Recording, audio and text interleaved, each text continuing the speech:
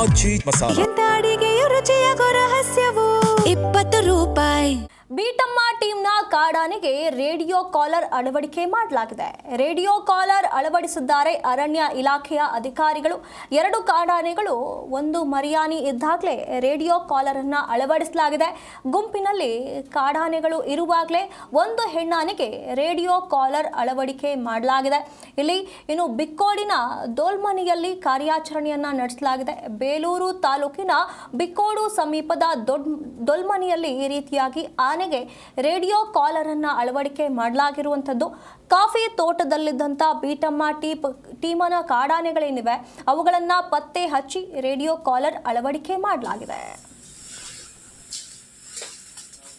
ಇದು ನೀವು ಬಿಡಲ್ಲ. ಈಗ ಏನು ಗೊತ್ತಾ, ಅಲ್ಲಿ ಹೋಗ್ಬಿಟ್ಟು ಯಾವುದಾದ್ರು ಇದ್ರ ಹತ್ರ ನಿಂತ್ಕೊಳ್ತದೆ. ಈಗ ಅವನೇ ಆಮೇಲೆ ಸಾಕ್ಬಿಡಿ.